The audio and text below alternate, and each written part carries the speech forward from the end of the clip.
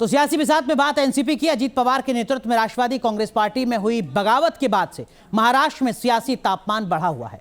लगातार बैठकों का दौर जारी है। इन सब के बीच शरद पवार के एनसीपी की राष्ट्रीय कार्यकारिणी की बैठक दिल्ली में हुई। मीटिंग के बाद पूर्व सीएम ने कहा कि अजीत पवार को पार्टी के अध्यक्ष बनाने के बारे में उन्हें मालूम नहीं है, वही पार्टी के अध्यक्ष हैं। दिल्ली में कांग्रेस अध्यक्ष राहुल गांधी ने भी शरद पवार से मुलाकात की है।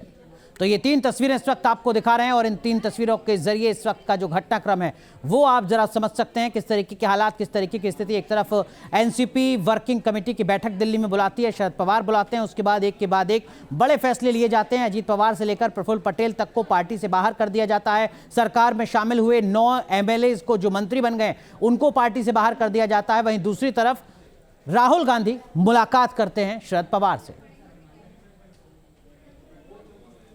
चाहे कुछ हो या चाहे कुछ हो, एक बात है, हमें पूरा विश्वास है कि इलेक्शन कमीशन वहाँ ठीक तरह से निर्णय लेगा।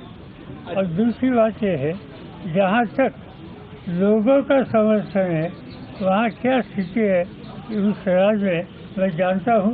मैंने कुछ डिस्ट्रिक्ट में एक विजिट दे दिया। जिस तरह से खास तौर पर नौजवान एक तरह का समर्थन आज हम लोगों को मिल रहा है।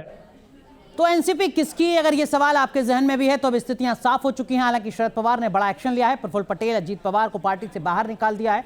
सरकार में शामिल होने वाले 9 एमएलए भी निकाल दिए गए हैं। लेकिन इन सब के बीच बड़ा सवाल ये कि शरद पवार ये सब कुछ किस कैपेसिटी में कर रहे हैं। आने वाले वक्त में इसको लेकर भी स्थितियां साफ होंगी, क्योंकि अजीत पवार की बैठक में 32 विधायकों के शामिल होने की खबर है। शरद पवार की बैठक में सिर्फ 18 विधायकों की मौजूदगी थी। एनसीपी के कुल विधायक हैं 53। 3 विधायक ऐसे हैं जिनकी स्थिति अभी तक साफ नहीं है। पहले बताया जा रहा था कि कुछ विधायक अभी देश में नहीं है, देश के बाहर हैं, लेकिन जो पड़ला है विधायकों की संख्या के लिहाज से वो अजीत पवार के पक्ष में है।